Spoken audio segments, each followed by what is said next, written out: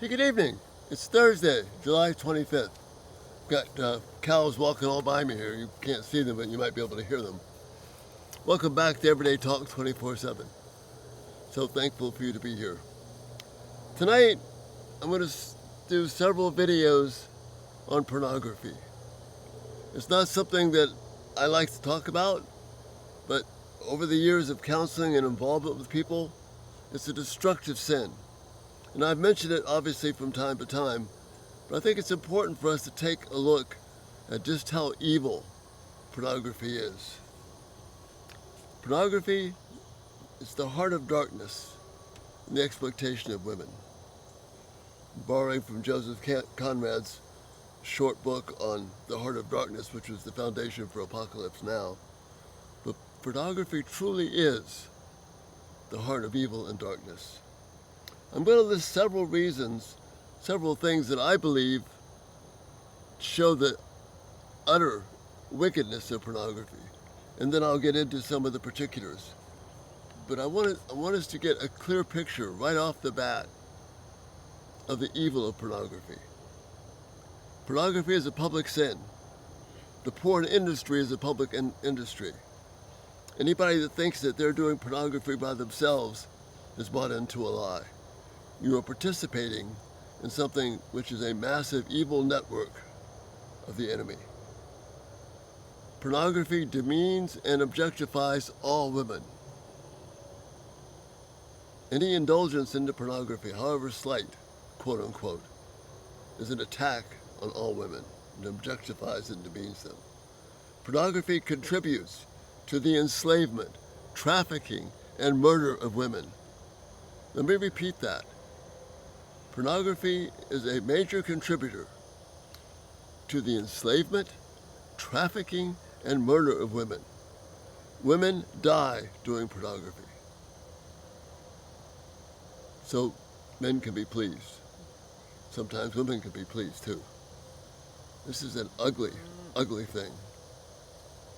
Pornography is a replacement for marriage. This is important. I'll get into this in another couple of videos. Pornography is a replacement for marriage and thus seeks to destroy marriage by providing an alternative to sexual satisfaction that God intended only for marriage. Pornography causes men to see women and wives as objects who are obligated to fulfill their sexual desires and fantasies.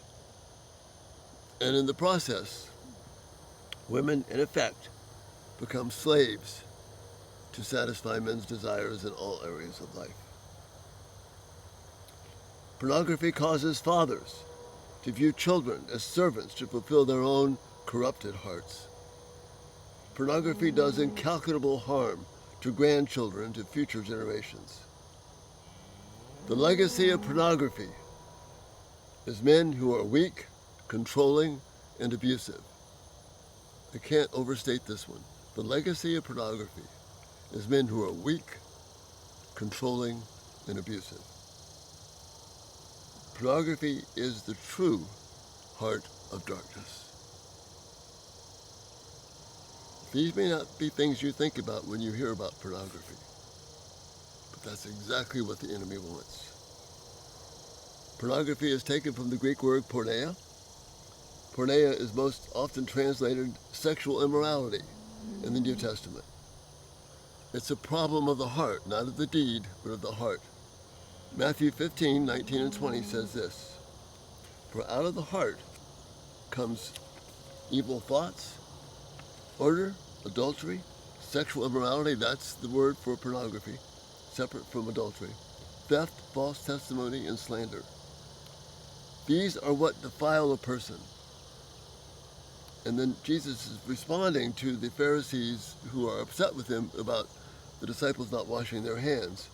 And Jesus says these are the things that defile a person, not eating with unwashed hands. This means any sexual activity outside of marriage, that's porneia.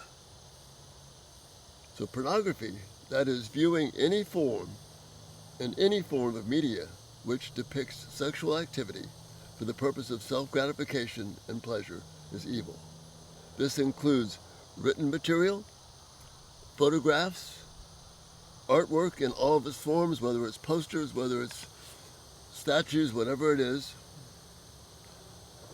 videos, as well as the memory of these activities.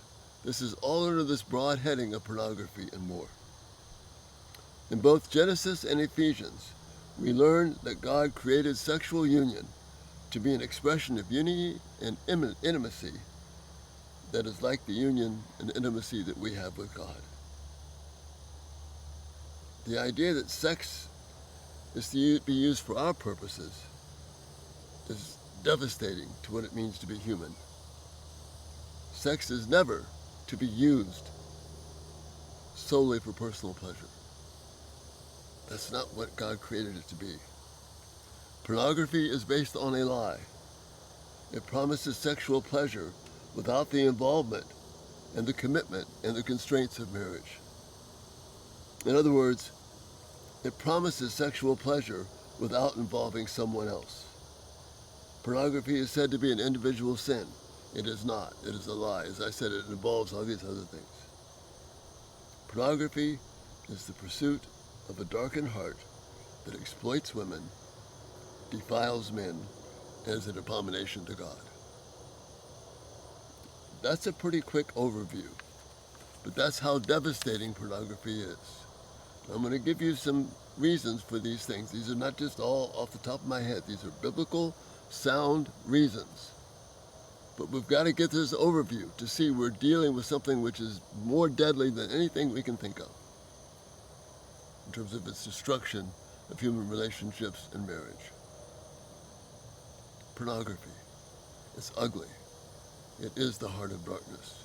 It does exploit and destroy women. And we have to pray and work to eradicate it and not let it be the continual trap that it is for our young men. And that's the thought for this day. An unpleasant thought, but one that we are refusing to deal with in the church. And we have allowed pornography to grow, to become established. We're okay with it. Pornography is destroying people, and we're not backing off on it. You can now view pornography in practically any commercial, any TV show, any streaming event, day or night. Pornography is the heart of darkness. Pray with me as we work through this.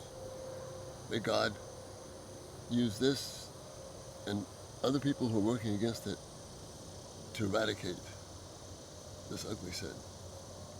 Lord willing, we'll talk to you tomorrow. Thanks for being here. Good night.